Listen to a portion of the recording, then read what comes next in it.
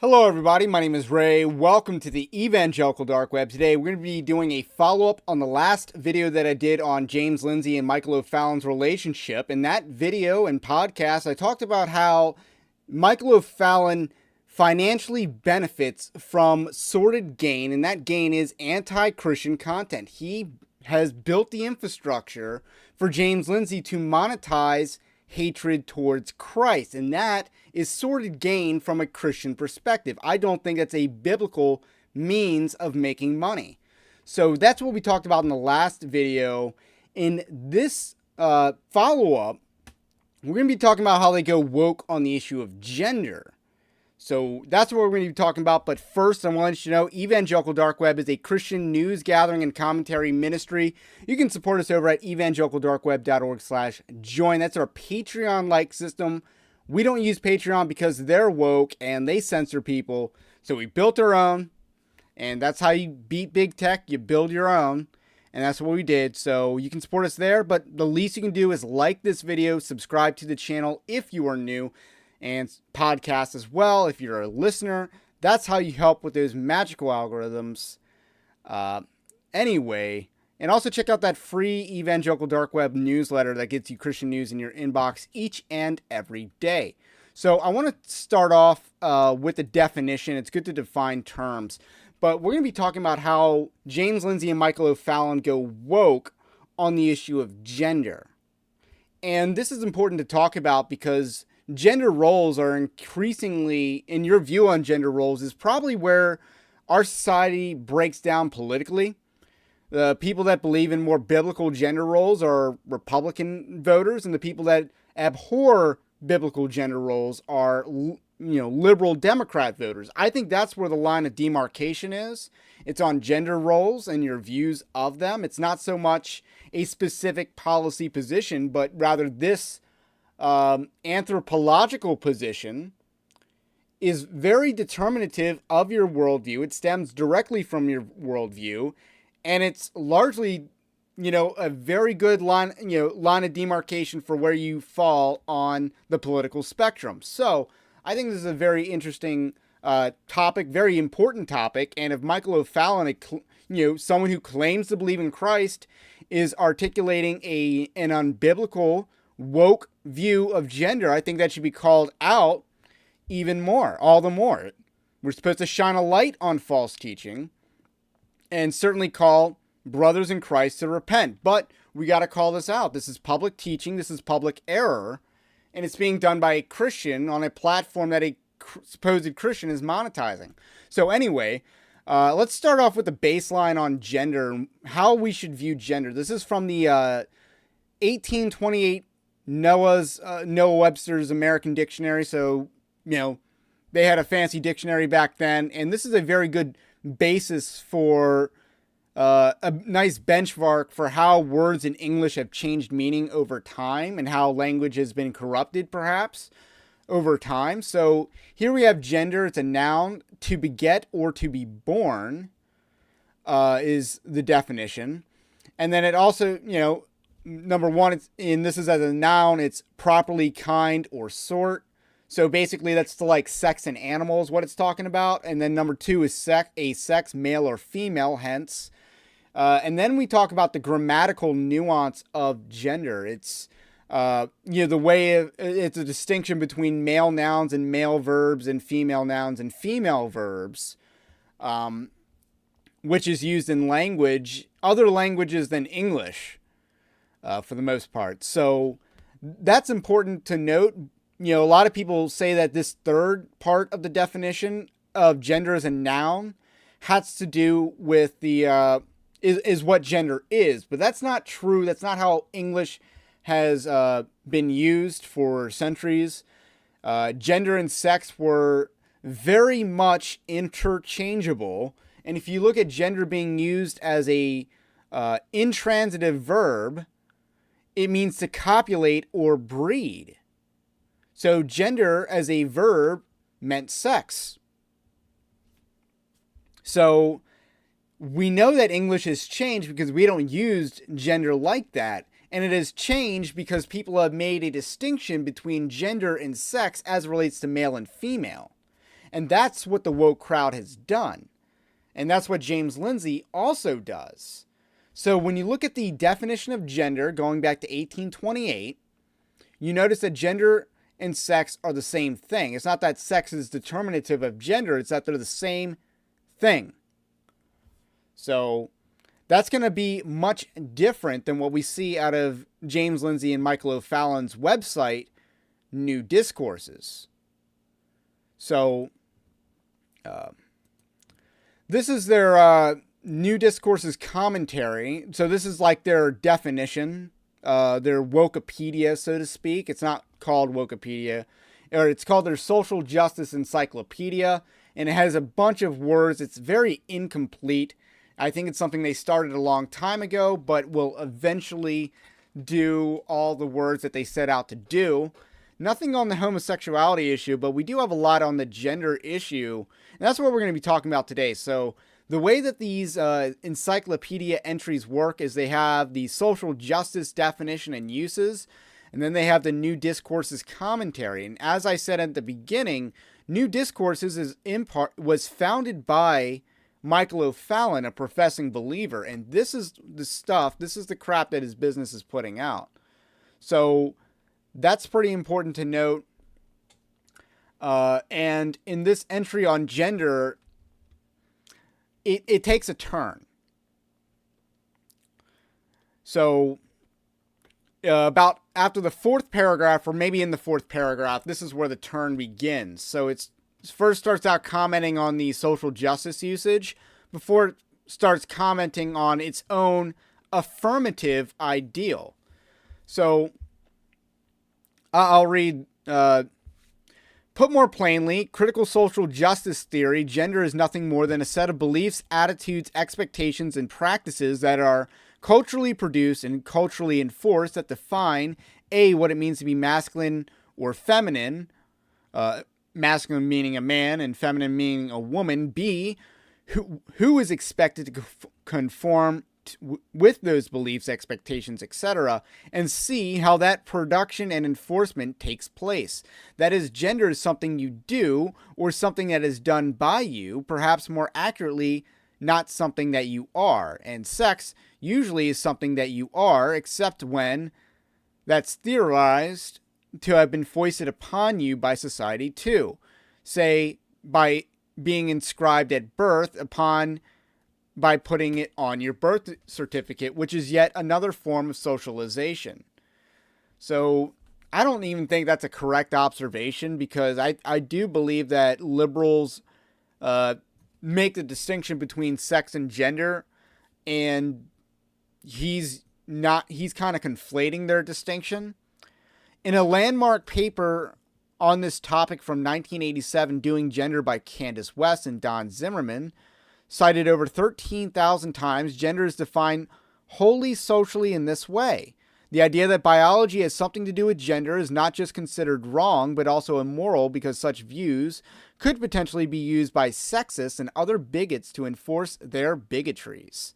So that's James Lindsay talking about the other view, an opposing view, the social justice view, but I would argue this is actually his view.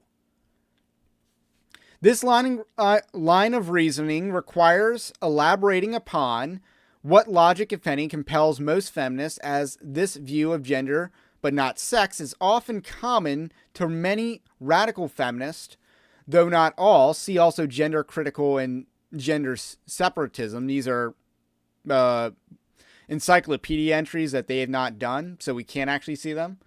Almost all gender studies scholars and activists to be wholly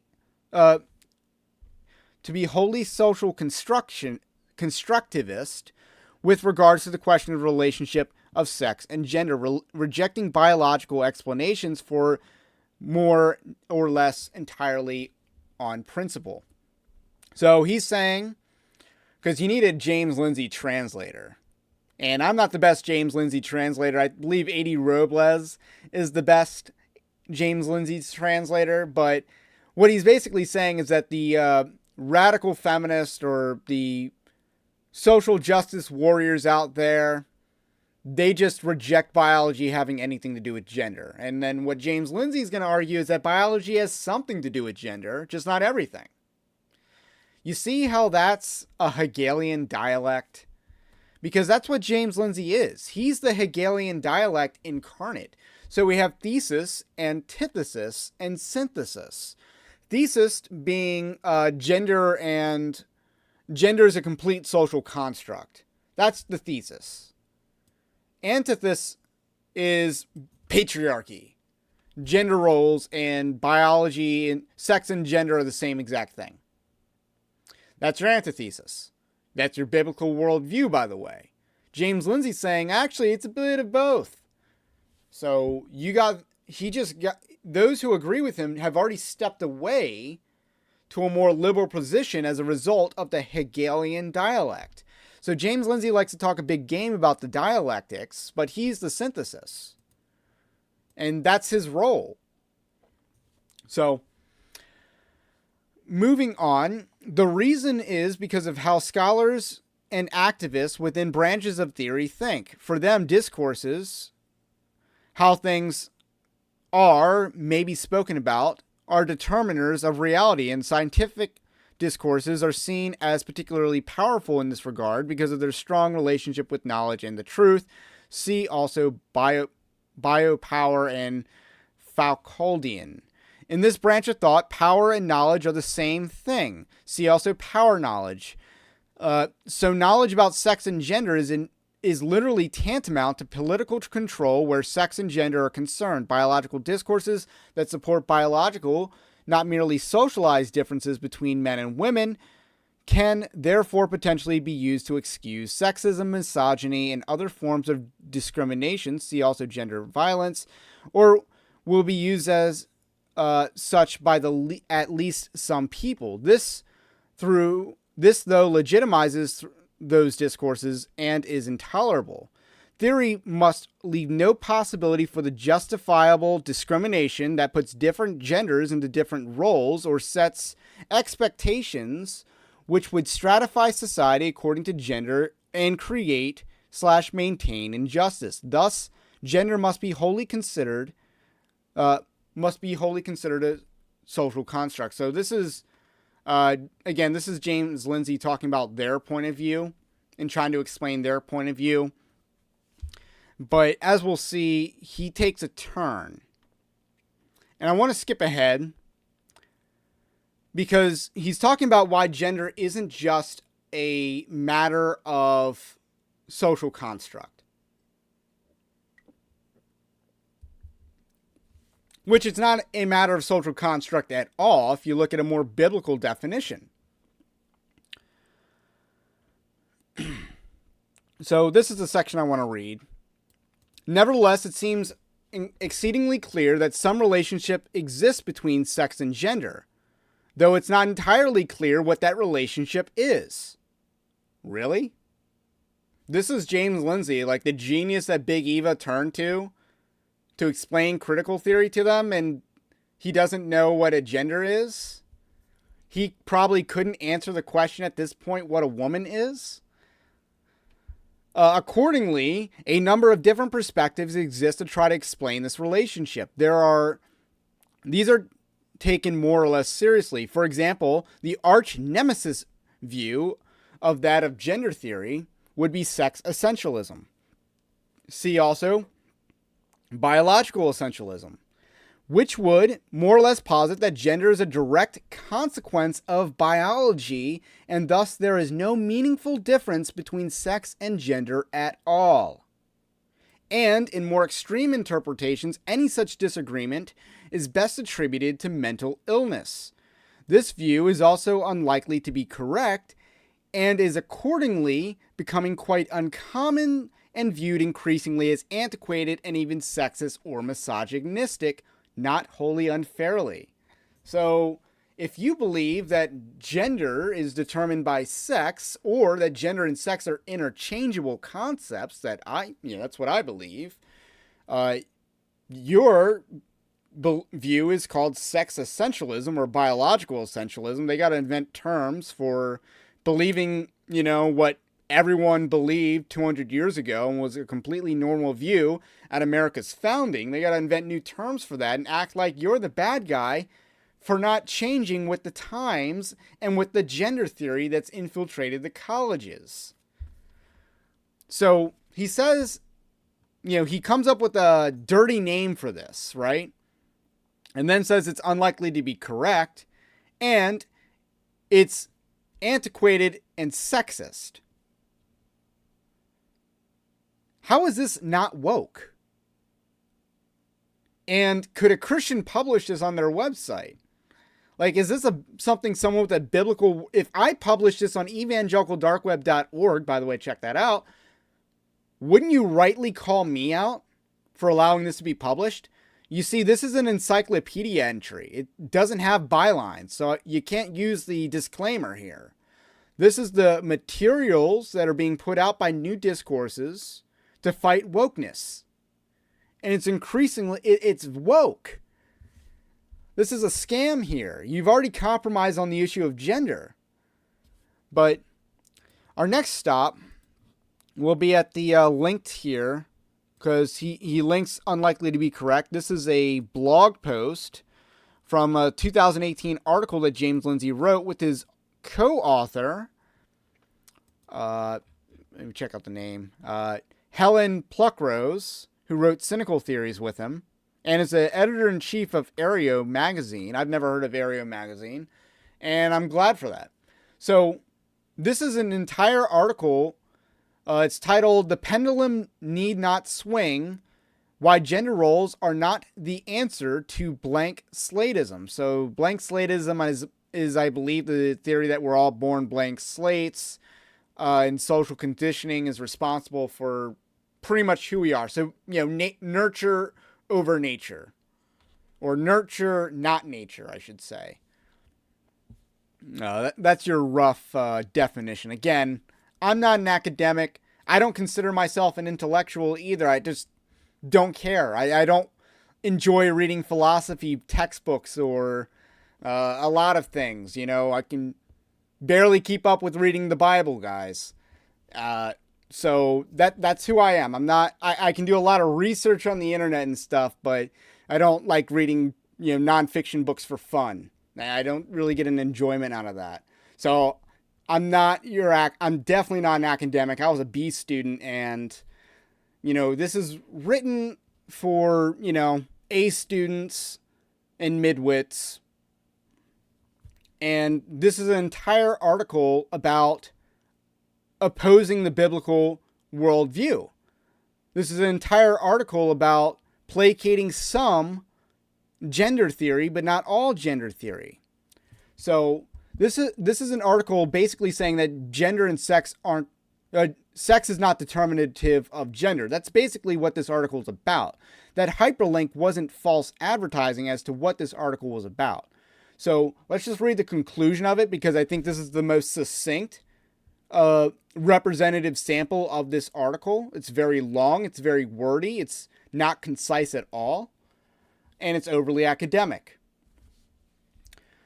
So, conclusion. The liberal approach has been resoundingly successful overarching strategy to improving human flourishing, and thus it would be unethical to go back to morally enforced essentializations of gender, even if we could. Think about that. Is that true? Is second wave feminism, because that's what they're talking about here. They're talking about women entering the workforce, women being single moms, the rise of single motherhood, you don't need men. Second wave feminism stuff being an improvement upon human flourishing. Is that true?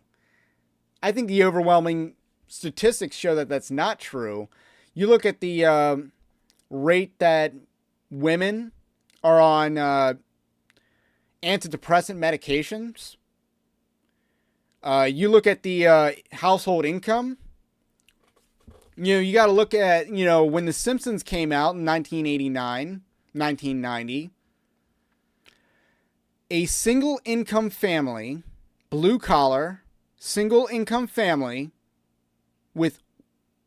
had owned a house and had 2 cars. That was considered normative. Over 30 years ago, that's considered normative. That's not normative anymore. What's normative now is dual income for the same thing. And fewer children. That's considered normative now. And that's if you don't have a broken family. So the idea that this has improved, women working, jobs for men leaving overseas, which is related, by the way.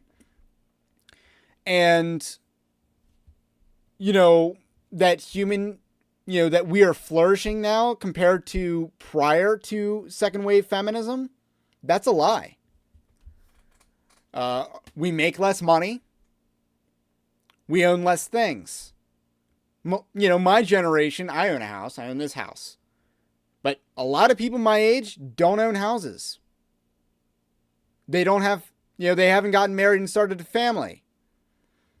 You think this is good for human flourishing?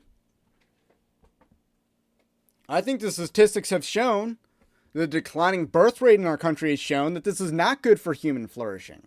That this hasn't been good for human flourishing. Now, I think the problem with the 1950s was that, they sent the kids off to public schools. So, I'm not saying we should go back to that, but we need to reform that with, homeschooling and Christian education. But that's a topic for another video. All right, second sentence in this conclusion. The fact that it has been... The fact is that having been freed from the expectations laid upon their genders, few people would go back to a state where they are told how to be, even if they end up conforming strongly to what those roles would prescribe. At this point, there is no putting the genie back in the bottle, taking away equal opportunities, contraception, whoa, red flag there, and all the rest, and returning to an expectation that one's genitals must define how one lives one's life and what one's is interested in. And yeah, you look at the Bible, who's qualified to be an elder in the church? That's basically, genitals are determinative of that. They're not solely determinative of that. But again, the logic here is that egalitarianism is good. But it's not. Because that's not how God made us. It's a rejection of the created order. It is essential when considering gender relations to recognize that we are still adapting to changes in rights, freedoms, and expectations which have happened astoundingly fast in the last 60 years. Men and women are still working on optimizing the balance between work and family responsibilities since women have joined the workforce in vast numbers. We are also still working on our relations with each other since ideas of sexual morality have changed from expectations of chastity, particularly for women, and monogamy to expectations of consideration and clear consent. So again, this is hookup culture is what we're really talking about here. When someone talks about consent-based sexual immorality, they're basically talking about hookup culture. Which, by the way, has led to a lot more rape allegations. Just saying. The dust still needs to settle on these changes, and getting apocalyptic and advocating for radical solutions will not help. It does not help to blame men for being different to women or to assume that only cultural conditioning could prevent women from making the exact same choices as men. It does not help to prescribe entirely different roles for men and women in defiance of how similar we are and how illiberal this is. We need to uphold the fact that despite the irrational and illiberal extremes, men and women still overwhelmingly love and like each other and recognize each other as individuals as they continue to negotiate and compromise in their relationship to make them work. The only thing which will help our current culture wars is to accept the reality that men and women are different on average, but have the same psychological and cognitive traits in overlapping degrees, that individuals could fit anywhere along the spectrum of more typically male and more typically female traits, and that very few will conform to all averages for their sex. The most productive and ethical thing we can do is to reduce social pressure on one way or the other, and enable individuals to realize their individual potential in both interests and abilities. It to prioritize treating people as individuals. I feel like there's a typo there.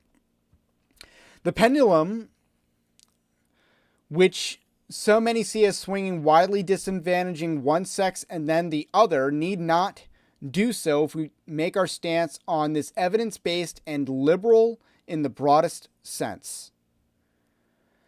If we can accept that we are overlapping populations with much variation but significant differences on aggregate, if we can respect people's rights to find gender roles meaningful and fulfilling to them and their right not to, if we can treat each other as individuals with the same right to every opportunity, dignity, and respect, the pendulum can rest.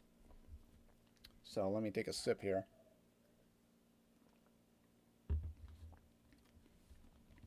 So what he's basically arguing is that biology and culture determine gender roles, and gender roles is what gender is.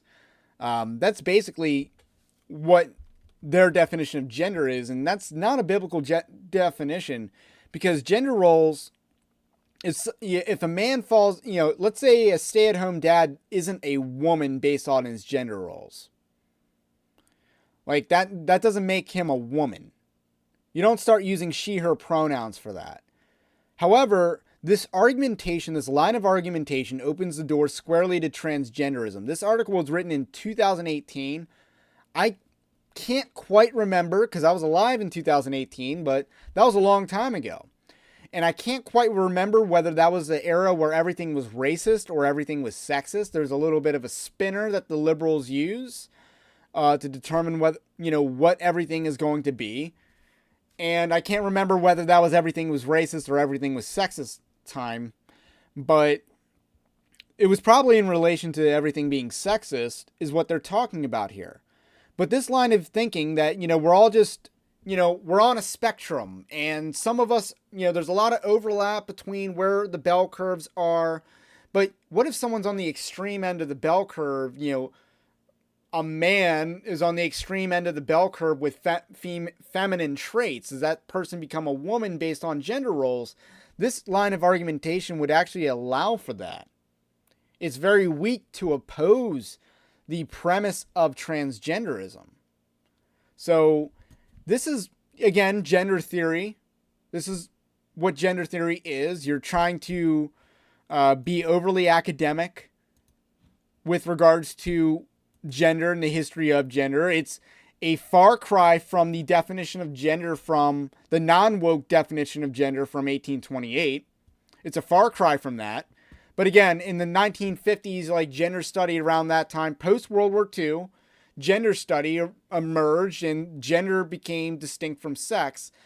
And again, you look at the history of transgenderism, it's ugly, it's full of child abuse. We should reject every single morsel of this movement.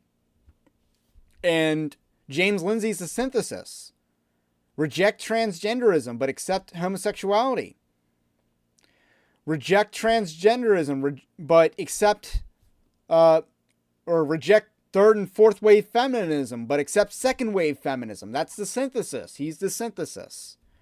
So he talks a Hegelian game, but is the Hegelian dialectic himself.